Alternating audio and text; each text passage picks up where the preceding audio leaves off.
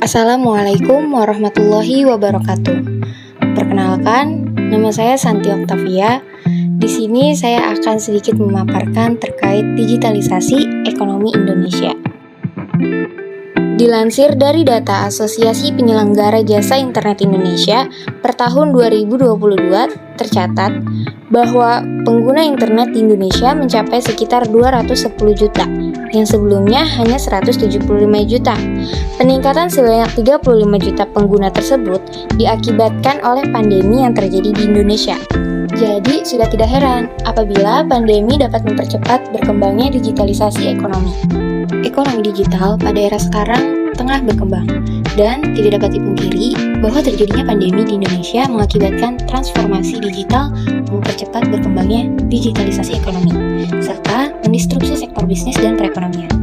Perkembangan ekonomi digital yang telah hadir di sekitar kita, contohnya seperti berbagai jenis e-commerce dan juga layanan finansial teknologi yang semakin marak di kalangan masyarakat.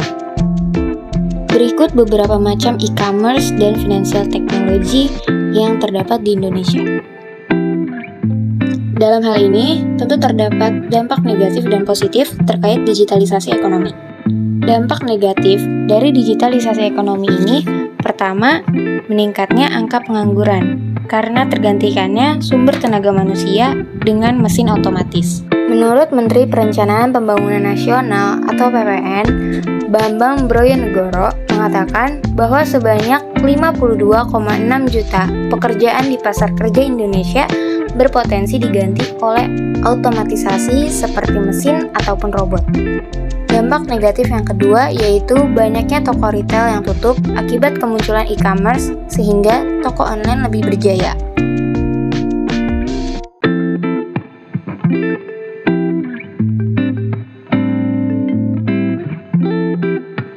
Dampak negatif yang ketiga, masyarakat yang memiliki keterampilan rendah di bidang teknologi informasi akan tertinggal, dan usaha kecil menengah yang belum mampu menerapkan sistem teknologi dan informasi dapat kalah bersaing.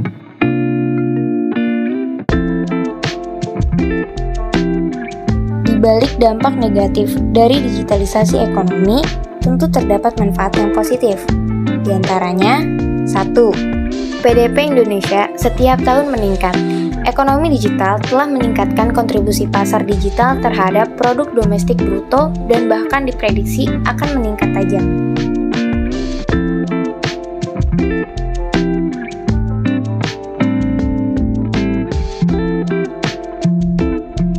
Dampak positif yang kedua, digitalisasi ekonomi dapat mendorong tumbuhnya entrepreneur muda melalui bisnis startup.